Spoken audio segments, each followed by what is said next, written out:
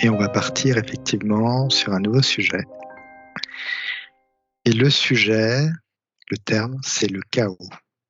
Le chaos, l'univers du chaos. Ouais, quand tu poses ce mot-là, la première sensation, ce qui se passe en moi et dans ma structure, c'est l'inverse du chaos.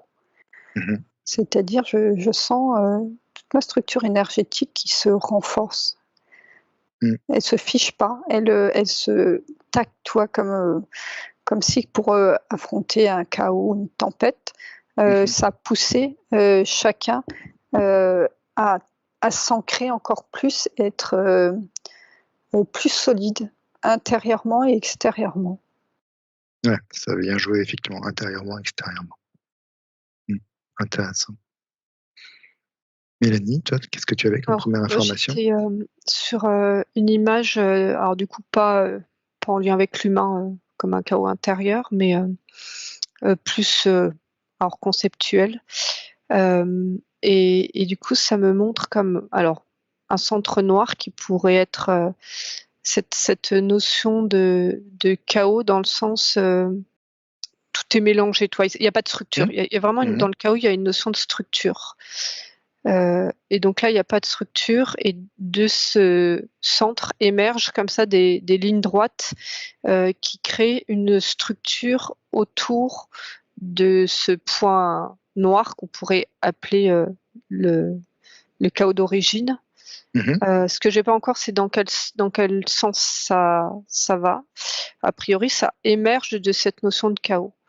Donc, c'est-à-dire d'un point qui, tout mélangé, vient émerger comme des lignes et qui viennent créer une structure. Alors, est-ce qu'on peut dire que, du coup, ce que tu c- vois, c'est un état primordial, alors? Ce serait un état Ça primordial? me dit que c'est un état où la structure précède alors la fonction. Ouais. C'est-à-dire que des fois, on voit des créations où c'est un champ d'information, et de ce champ d'information vient se créer une structure. Et là, c'est comme si c'était déjà une structure qui se posait pour accueillir un champ d'information qui amènerait une fonction à la structure. Ok, très bien. Et ça, tu le vois sur quel plan? C'est un plan plutôt énergétique que tu captes ça? Ou c'est plutôt un plan assez physique? Ça amène sur un plan physique. La notion de structure amène sur un plan physique. Ok, très bien. Bah, écoute, je te laisse déployer ce que tu vois, Julie. Alors moi, j'ai la lecture de ce terme chaos sur différents plans.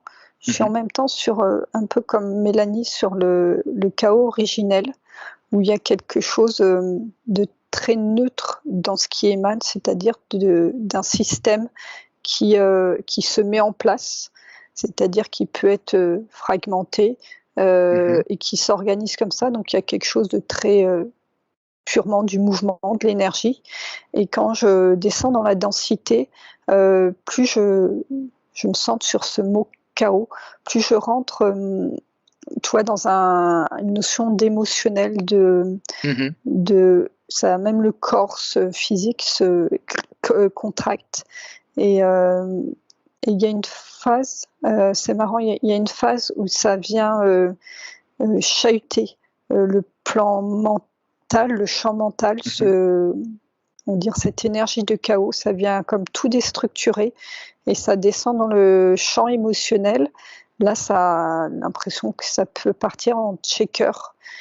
Et peu à peu, il y a tout ça qui descend, et c'est comme s'il y avait une on peut dire, surinflammation, une surexcitation de ces deux champs-là qui, en fait, qui sont presque à péter tellement ça va fort, cette notion de chaos. Et en même temps, il y a comme une justesse dans ce phénomène qui oblige en fait à libérer et à épurer ces deux champs. Donc c'est quelque chose, on va dire, bon, qui existe, le chaos, et qui a une certaine utilité Oui. de ce chaos. Alors, est-ce que tu peux justement regarder pourquoi est-ce que ça, à un moment donné, ça passe par le chaos? Car on pourrait effectivement, tout ce que tu racontes, la densité, l'émotion, ça pourrait se faire d'une manière assez finalement douce en nous. Et pourquoi d'un coup il y a ce chaos qui est déversé? Est-ce que tu peux regarder justement? Mmh. Mélanie?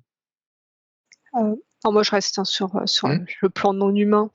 Heu, il y a comme si c'était, ça faisait partie d'un cycle du cycle de création, des plans qui se rapprochent, on va dire, de la matière, et qui a comme si pour créer, alors dans l'univers, hein, pour créer quelque chose de concret dans la matière, il y avait besoin de rencontres de 2 champs de choses, je vais dire, Mmh. et Mmh. cette énergie de chaos comme, une énergie qui serait, du vide, mais qui amènerait, juste une structure, et qui a besoin d'être à la rencontre d'un autre champ d'information qui Mmh. mettrait en mouvement et en vie.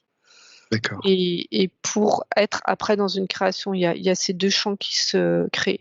Mais il y a quelque chose, tu vois, quand je dézoome, c'est presque une danse, en fait, tout ça.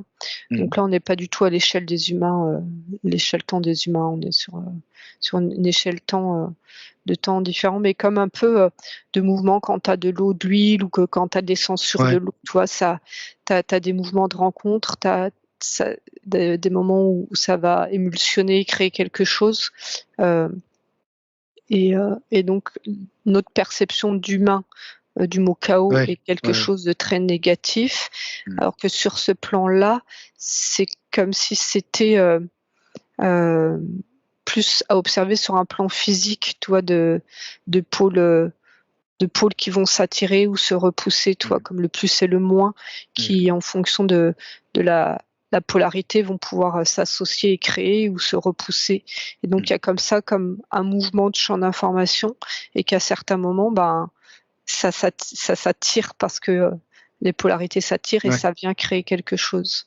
Donc là, on est vraiment dans la création quand tu dis ça, j'ai l'impression. Ouais, Vraiment et en fait, c'est cette comme idée de si, création. le chaos, c'était quelque chose qui aspirait, et l'autre pôle, c'est quelque chose qui exprime. Tu vois, il y a ces 2 Mmh. mouvements-là, et forcément quand nous, les humains, on voit quelque chose qui est pour nous l'ordre de la création, donc en fait, on est fait pour la création, Mmh. on est sur terre pour la création, ben, pour nous, c'est positif, et que quand on sent qu'il y a quelque chose qui nous semble, amener à du recul, à aspirer, c'est négatif. Alors que sur, les plans de l'univers, Mmh. c'est 2 mouvements qui doivent se rencontrer pour créer autre chose. Mmh. Alors est-ce que justement tu peux regarder ce terme de chaos que tu vois toi sur ces plans, plus subtils ou dans l'univers? Est-ce qu'il y en a absolument partout et sous différentes formes finalement? Ou est-ce que c'est vraiment une forme unique ou c'est quelque chose qu'on retrouve absolument partout comme on peut retrouver des vortex ou des choses comme ça? Alors Julie?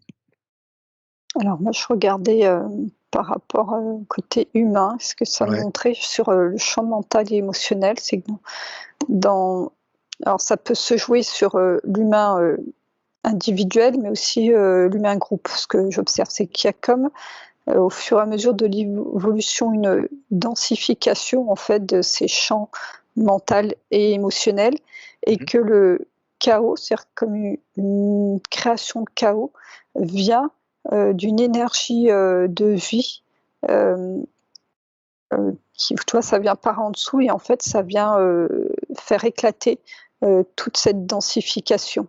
Alors, énergie de vie, et c'est pas forcément l'énergie de vie, qu'on peut utiliser en médecine chinoise. On est dans la matrice de vie qui vient amener sa propre fréquence dans un champ d'énergie qui devient, beaucoup trop dense par rapport, au sien. Mmh. Mmh. Et ce que je vois, c'est que oui, ça pousse dedans et ça fait éclater. Après, ça crée, ce que l'on appelle le chaos, et c'est à chacun, en tant qu'individu, de voir, quel mouvement, il va suivre. Est-ce qu'il va suivre ce mouvement d'éclatement, ou il Mmh. va suivre ce mouvement d'une reconnexion possible avec quelque chose de plus, originel sur, l'incarnation? Effectivement, c'est comme si ça venait un peu bousculer tes structures, créer une sorte d'impression de libération, mais après, il y a comme tu dirais quoi? Avoir une sorte de lâcher prise pour accueillir ce chaos et comment du coup on peut quand le chaos arrive, quelle est la meilleure, pour l'être humain, hein, comment se positionner par rapport à ce chaos? Je te laisse regarder. Alors Mélanie, par rapport, je te demandais si le chaos existait partout, c'est vraiment quelque chose d'assez, spécifique quand même? Alors, oui, en fait, c'est sur le plan d'observation, on va dire, d'observation de champs d'information, il existe partout. Après, il y a vraiment une question d'équilibre entre cette énergie du chaos Mmh. et l'autre pôle d'un champ d'information très, très léger. Il y a quelque chose d'équilibre. Donc, si le chaos est dominant, enfin, a plus de place, ça va déséquilibrer et amener sur quelque chose de descend, enfin, de notre perception, quelque chose dans un cycle de descente, Mmh, une fois qu'on n'est plus mmh. d'inhibition, de fin de cycle.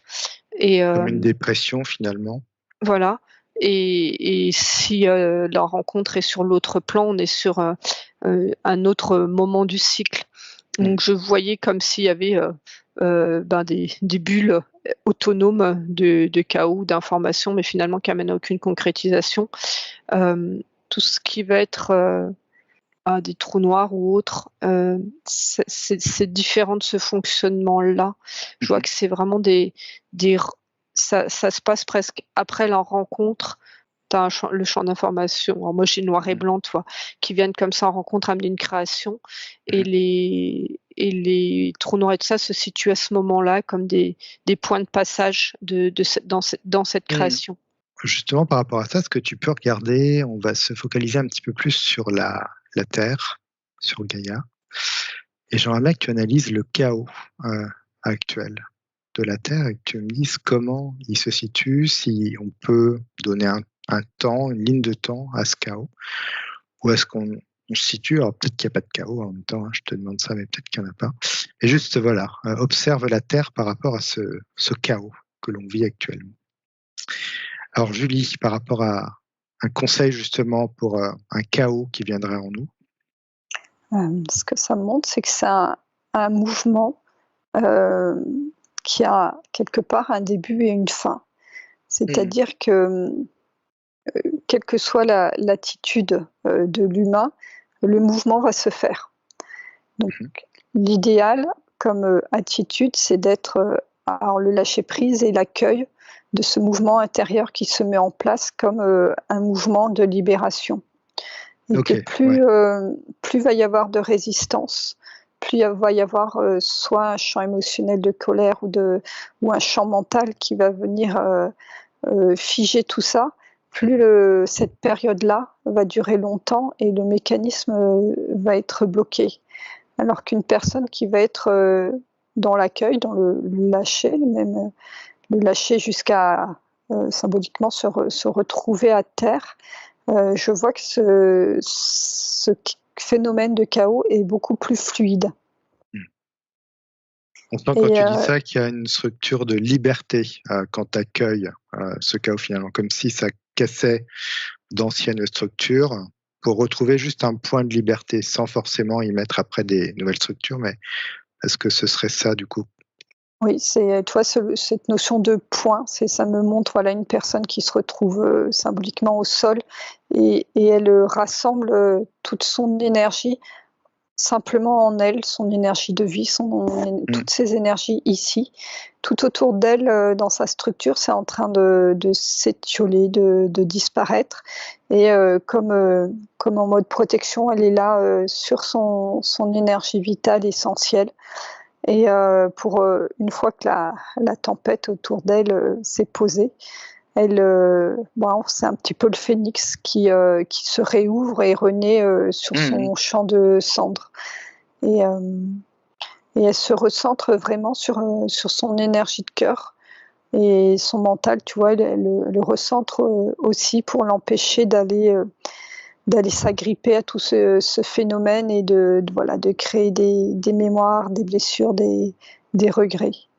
Et on sent que c'est une énergie très particulière et finalement assez forte en même temps, mais qui a ses limites, mais qui est vraiment là pour une particularité. J'ai l'impression que quand tu dis qu'il y a ce point, et le phénix, il y a un champ des possibles de ce point d'un coup qui s'ouvre, comme si tu accédais à autre chose finalement. Comme un début Ouais. de cycle, on peut dire, c'est ça? Oui, c'est une fin de cycle et une phase après de calme et un nouveau cycle qui se propose. Mmh.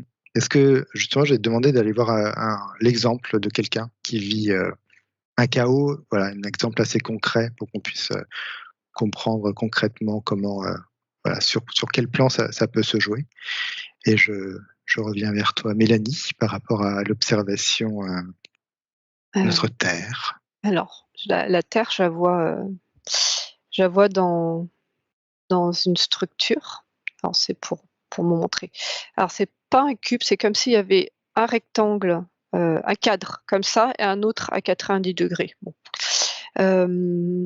Et ça me montre la Terre comme s'il y avait pour l'instant une rigidité de cette structure-là, qui est emmenée par un mouvement, mais qui est naturel en fait. Je vois comme une grosse horlogerie, mais quand je dézoome, la Terre est au centre enfin au centre, est un point D'accord. dans une horloge. horlogerie beaucoup plus grande. Hein. Il y a quelque chose vraiment de plus grand, comme tu parlais de cycle tout à l'heure, mais comme si clac, tu vois, dans ces mécanismes-là, c'était en train d'être emmené d'un autre cran, comme ramené dans un autre axe, comme si la Terre était en train naturellement devrait suivre le mouvement beaucoup plus global qui l'amènerait dans un autre axe.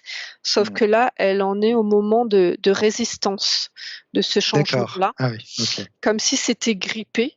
Donc en fait, je vois que le cadre là est en tension et en résistance. Du coup, ce fait que ce soit plus harmonieux avec le programme originel de la Terre qui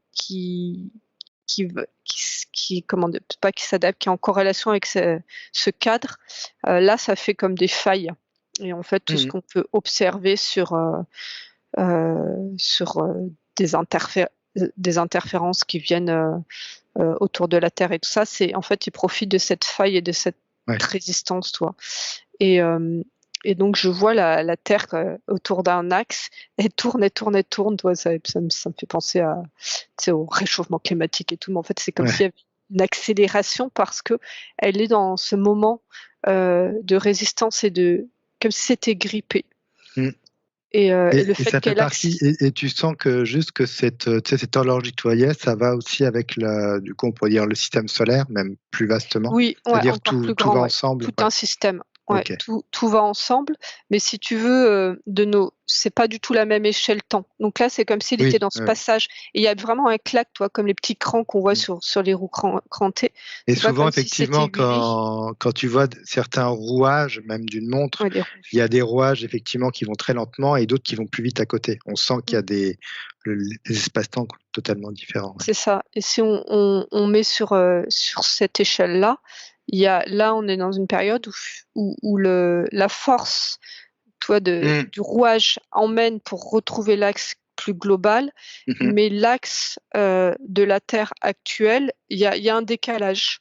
Et ce qui fait que ça entraîne la sensation de chaos pour les humains, mais le décalage fait qu'il y a un désalignement sur plein de plans différents pour la Terre et les humains, et que c'est cet espace vide en fait entre les deux axes qui est interprété par nous comme le chaos, parce que c'est une porte ouverte à plein de choses et que ça oblige aussi en fait à des changements.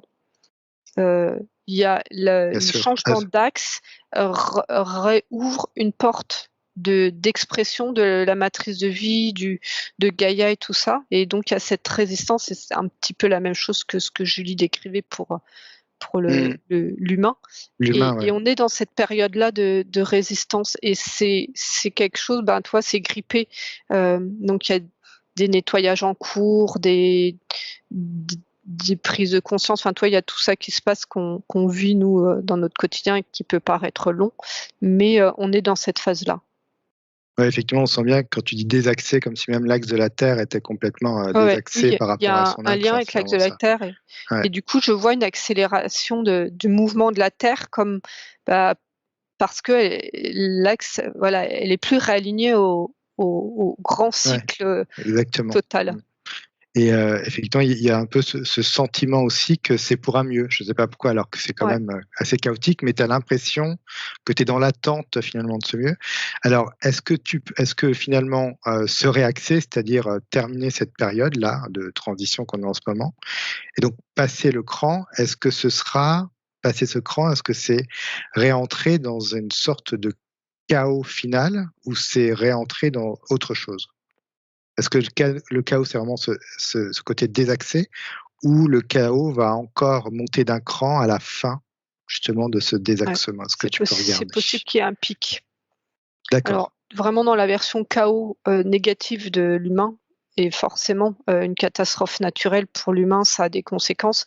Pour la Terre, la catastrophe naturelle est naturelle. Donc voilà, c'est vraiment avoir les Donc deux ça joue points de aussi. vue. Ouais. Et c'est comme si, toi, c'est pour ça que je vois quelque chose de cranté. Toi, il y a un mouvement comme un choc, toi, qui va te Il y a un réaligner. choc, ouais. Ouais. Et donc là, les secousses en fait qui semblent être naturelles, c'est possible que ça secoue au moment où ça se réaligne. Ah bah, du coup, je vais te demander d'aller voir ce choc justement, de déployer sur ce choc avec, notamment la temporalité actuelle de ce qu'on vit et d'aller sur ce choc et de voir, comment justement, ce choc bah, va réaliser, va se mettre en place et comment nous, on va le ressentir sur Terre. Alors Julie, si tu avais un exemple un peu plus concret d'une personne qui vit un chaos. Alors j'ai deux exemples qui se proposent à moi. J'ai le cas d'une personne qui vit vraiment un chaos intérieur au travers d'un burn-out. Et j'ai le cas Mmh. d'une autre personne qui, elle se présente dans une ville effondrée, comme après un tremblement de terre et autres, et donc qui vit un chaos qui vient vraiment de l'extérieur. Donc, Ah ouais, effectivement, ouais. on va voir lequel. Bah, on va aller voir les 2. Je trouve ça très intéressant, le chaos extérieur et intérieur. Alors on va commencer par l'intérieur, par le burn-out. D'accord, je me centre dessus. Alors, il me montre avant hein, son processus. Alors, c'est par. Il a commencé par capter de l'information, de la lumière, en tout cas de l'énergie qui vient de l'extérieur et qui l'inspire. Et je vois, il se présente droit, comme ça, dans son axe. Et peu à peu, il avance par rapport à cette énergie qui vient la nourrir.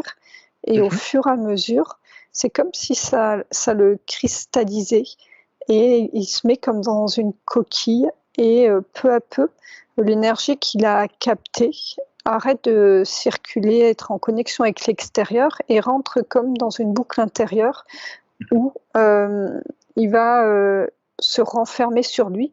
Là, toi, ça me fait ressentir une personne qui a un projet qui lui tient à cœur, donc qui a cette énergie qui descend en lui, qui Mmh. se lance dans son projet et qui finalement s'enferme dans son propre projet. Et donc, au bout d'un moment, je vois, ça, il donne, mais l'enfermement qui crée involontairement Mmh. déconnecte son projet de quelque chose de plus large, tu vois. Mmh. Et peu à peu, je le vois que la coquille qui s'est créée devient de plus en plus lourde et l'énergie n'est plus renouvelée. Ouais. Et il perd toutes ses connexions avec l'extérieur et il n'a plus son énergie intérieure. Et je vois là il y a comme un effondrement, un chaos. Mmh.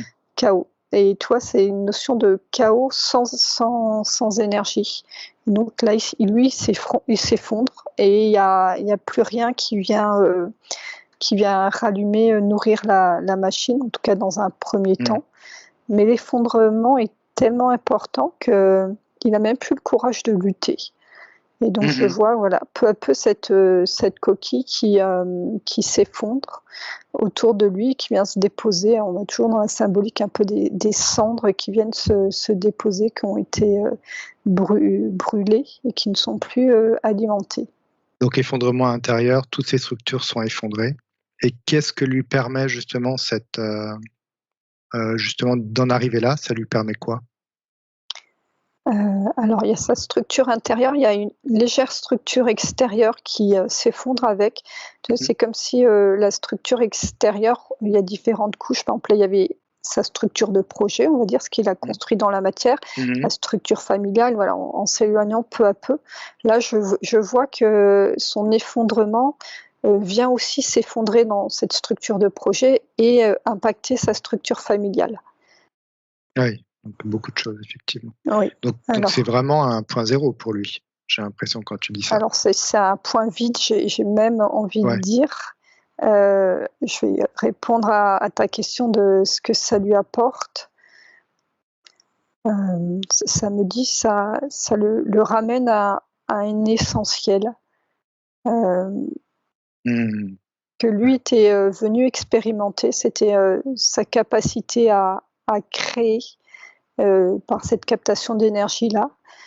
Et il dit c'est pour le mettre en lumière qu'il a oublié qu'il était un point aussi d'émanation, qu'il n'était pas là que pour capter l'énergie, mais était là aussi pour et on est dans l'énergie justement au-delà de la structure, pour la retransmettre, qui s'est laissé enfermer par une certaine structure mentale et structure sociétale aussi. Et ce que je vois, c'est quand il se relève de ça, il monte sur un plan fréquentiel différent. Je vois le moteur qui se remet en marche doucement, mais il agit sur un plan. C'est dans la matière, mais sauf que son centre se place sur un plan fréquentiel plus haut de création. Donc il y a quand même une sorte de... J'ai l'impression qu'il y a quand même on va dire un saut quantique, entre guillemets. Il y a quand même un saut qui se passe, c'est-à-dire que il y a une évolution, même une révolution qui se passe par rapport à ce chaos. Ouais. Et en même temps, tu vois, quand on regarde justement ce mouvement de descente et de remontée, la disparition, le chaos de toute la structure qu'il avait créée était obligatoire quelque part pour qu'il puisse remettre son centre sur un plan plus haut qu'il n'aurait pas pu faire avec ce qu'il vivait et son environnement. Comme si le temps était déjà beaucoup pris, qu'il avait besoin de beaucoup plus de temps que ça pour se remettre sur un autre niveau. Donc il y a une justesse en fait dans tout ça, même si c'est dur, il y a vraiment une justesse. C'est ça. Et ce qui est dur pour lui, ce que ça me montre, c'est vraiment sur ce cas, c'est que il est dans un plan donc de conscience plus neutre, plus agréable, mais il y a comme une appréhension du fait de cette expérience de revenir déployer ces énergies dans une certaine densité, on va dire, dans la vie courante. Et ça le met, en tout cas sur une phase, je vois, ça le met en retrait. Et cette personne-là va redescendre son expérience plus dans la densité grâce à des rencontres qu'il va faire. Donc dans le relationnel finalement. Ça le remet dans le relationnel alors qu'il était assez enfermé avant. Ça le remet en confiance. Super. Écoute, je te laisse regarder le deuxième exemple, justement avec le tremblement de terre, et puis je vais aller voir Mélanie. Par rapport à ce choc dont tu parlais. En fait, c'est comme si à notre échelle de temps, tous les micro-chocs qu'on peut avoir, tous les changements, permettaient de préparer ce réalignement.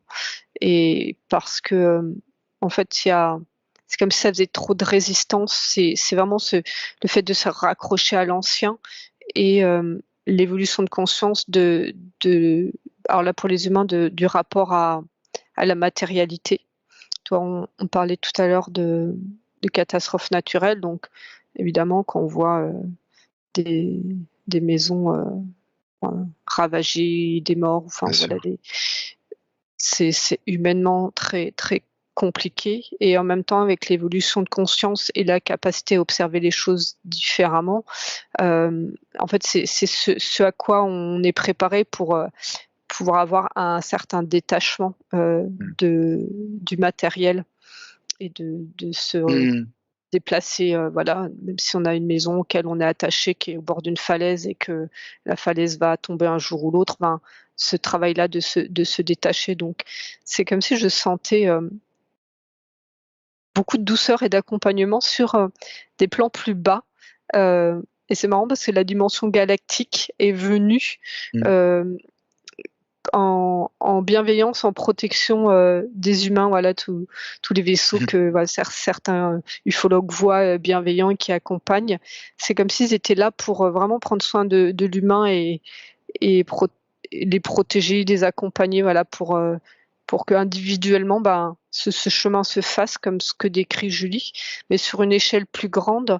Ça montre que sur d'autres plans de conscience, par exemple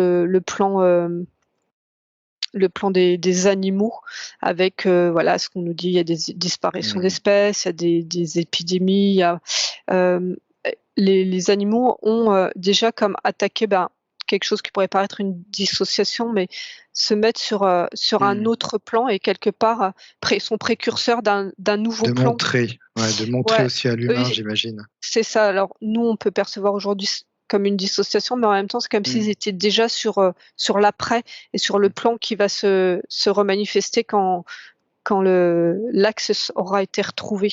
Et Mm. donc, si on regarde d'un point de vue humain, évidemment, c'est une catastrophe parce que c'est des animaux qui Bien meurent, sûr. des animaux qui souffrent, des disparitions. Et en même temps, si on observe d'un point de vue subtil, eux savent déjà ils sont déjà dans l'après et Mm. dans une nouvelle création. Donc, Mm. toi, on est dans ce moment-là si on observe d'un angle ou d'un autre, les Bien sûr. choses peuvent être vues différemment. Ouais, il y a beaucoup de plans de lecture en ce moment de tout ce qui se Ouais, passe, effectivement. On est un petit peu sur cet axe, comme si cet axe avait plein d'axes qui amènent ensuite au choc.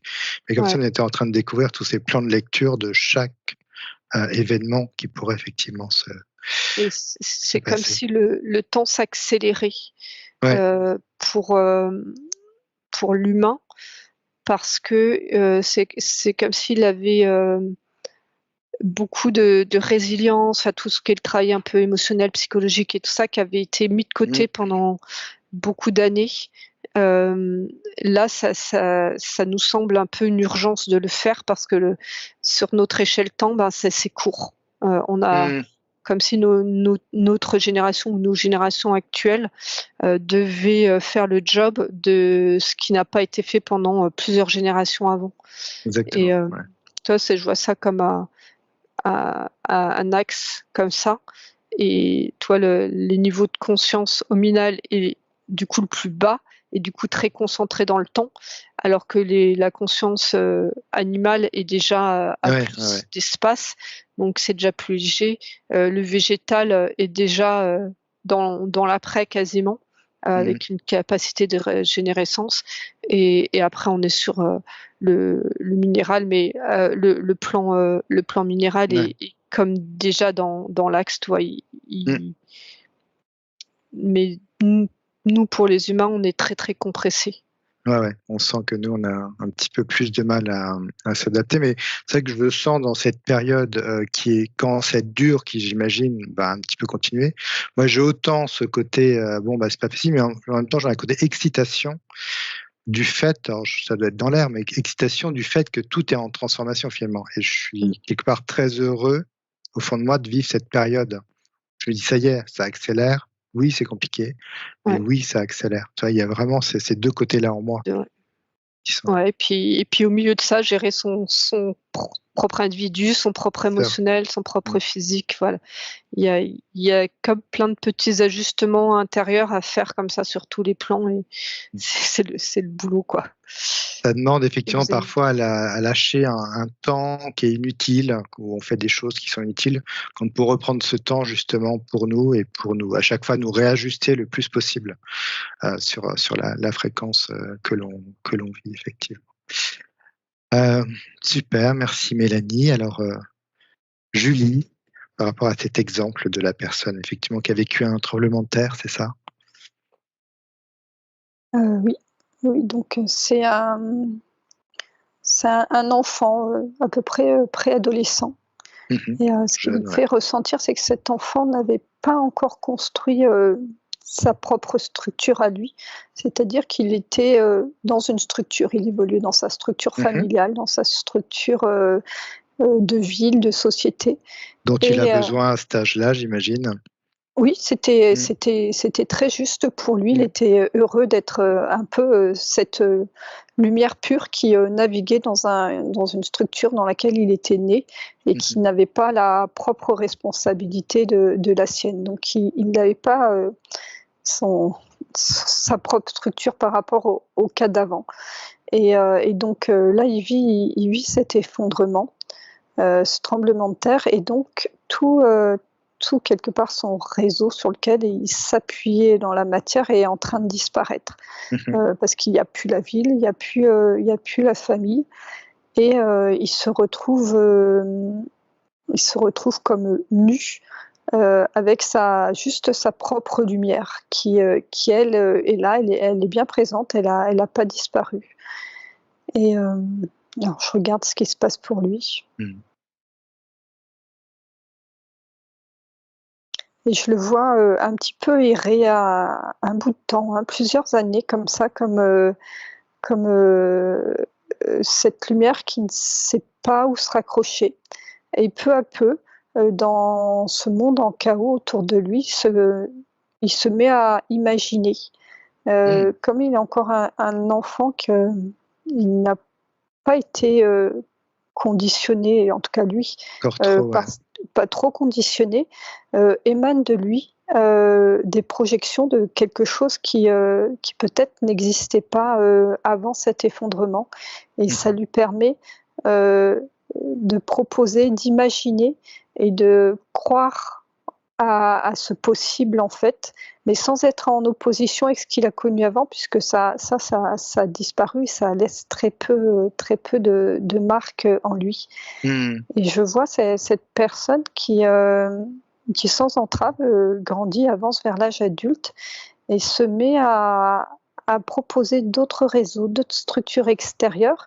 Et il y a sa connexion de cœur qui grandit, qui fait sa propre structure à lui, vraiment à partir de l'énergie de cœur. Et ce monde effondré autour de lui le pousse à s'ouvrir et à œuvrer quelque chose de plus large que son